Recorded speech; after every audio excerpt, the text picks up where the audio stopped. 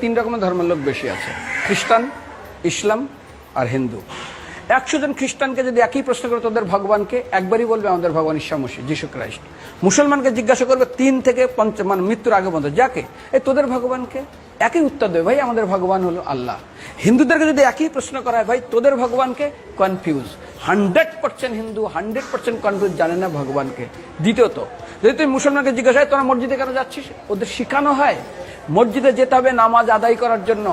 সপ্তাহে ওরা 100% একদিন মসজিদে যাবেই। তুমি যদি খ্রিস্টানদের জিজ্ঞাসা করো তোমরা কেন কোথায় যাবে, কোথায় যাও না, আমাদেরকে একদিন তারা চার্চে যাবেই। কেন? ঈশ্বরে প্রার্থনা করার জন্য। ওদের শিখানো হয় জন্মের থেকে, এটা সংস্কার। আর হিন্দুদের যদি জিজ্ঞাসা করে তোমরা মন্দিরে কেন যাচ্ছ, হ্যাঁ আমার ছেলের বিয়ে হচ্ছে না, আমার মেয়ের বাচ্চা হচ্ছে না, আমার বাবা হসপিটালে আছে, কালকের আমার মামলার ডেট আছে, আমার ব্যবসা খুব খারাপ, আমার শরীর খুব খারাপ। 99.99 হিন্দু জানে না মন্দিরে কেন আসা উচিত, তাদের ভগবানকে মৃত্যুর পরে কোথায় যাবে। মুসলমানকে জিজ্ঞাসা করবে মৃত্যুর পর কোথায় যাবে, বলবে ভাই নামাজ রোজা যদি না করি দোজকে যাব, অর্থাৎ নরকে যাব। যদি হিন্দুদেরকে জিজ্ঞাসা, ওদেরকে বলবে আর যদি করো নামাজ রোজা করি তাহলে বেহেশতে স্বর্গে যাব। যদি খ্রিস্টানদেরকে জিজ্ঞাসা করো, এই তোমরা যদি আমরা ঈশ্বর আরাধনা করি হেল অর্থাৎ নরকে যাব।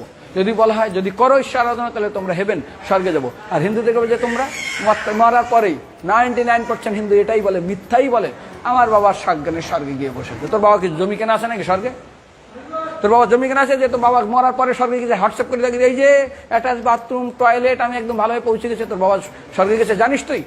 আরে মৃত্যুর আগে এত কষ্ট পায়, এত কিছু করে, মারার পরে আমার বাবা স্বর্গে গেছে।